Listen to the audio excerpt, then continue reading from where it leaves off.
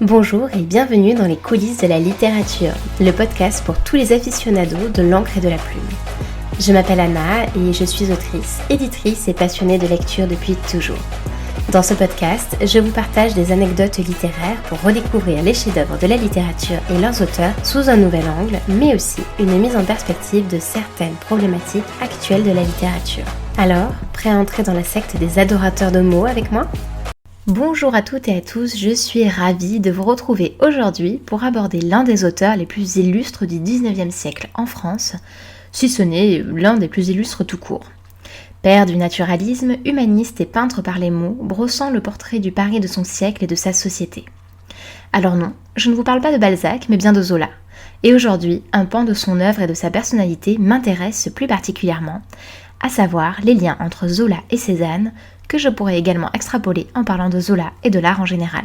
Car oui, Émile Zola, cet écrivain et journaliste de renom, né en 1840 à Paris et mort en 1902, auteur de Germinal, Nana ou Au bonheur des dames, pour ne citer que, était certes né à Paris, mais a ensuite grandi à Aix-en-Provence, où, dès le collège, il se lie d'amitié avec Paul Cézanne. Le hasard a ainsi réuni deux génies artistiques dans l'enfance, notamment parce qu'Émile Zola y arrive à l'âge de 13 ans. Il est alors le petit nouveau un peu reclus qui intègre le collège Bourbon. Vous savez, celui avec qui personne ne veut se lier d'amitié. Personne, sauf Paul Cézanne, qui cultive déjà une sacrée réputation de marginal. Émile Zola, élève brillant, devient assez vite le souffre-douleur. Sauf que Paul Cézanne n'hésitera pas à se battre pour le défendre. L'histoire raconte alors que Zola lui offre un panier de pommes pour le remercier et que c'est ainsi que leur amitié naît. Les deux se suivront presque toute leur vie, d'abord à Aix-en-Provence puis à Paris, lorsque chacun y montera. Le premier pour poursuivre une carrière de journaliste, éditorialiste et écrivain, et le second pour y devenir peintre. Toute sa vie, Zola conservera une fascination intense pour le monde de la peinture. Il deviendra critique d'art lors des salons et défendra les nouvelles écoles de la peinture, le modernisme de Manet, César et plus tard les impressionnistes.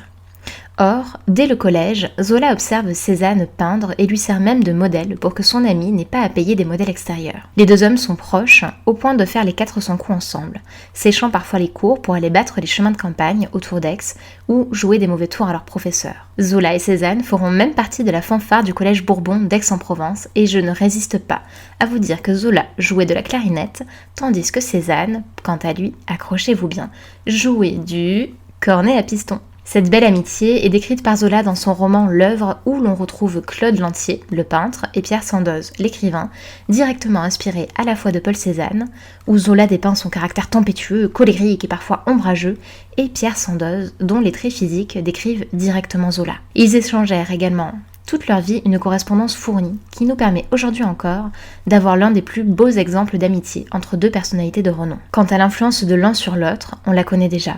Quels auraient été les écrits de Zola sans cet œil et cette sensibilité pour l'art ?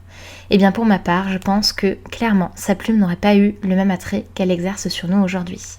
Les dessous de la littérature, c'est tout pour aujourd'hui. On se retrouve la semaine prochaine et surtout n'oublie pas de t'abonner pour recevoir tous les derniers épisodes. À bientôt!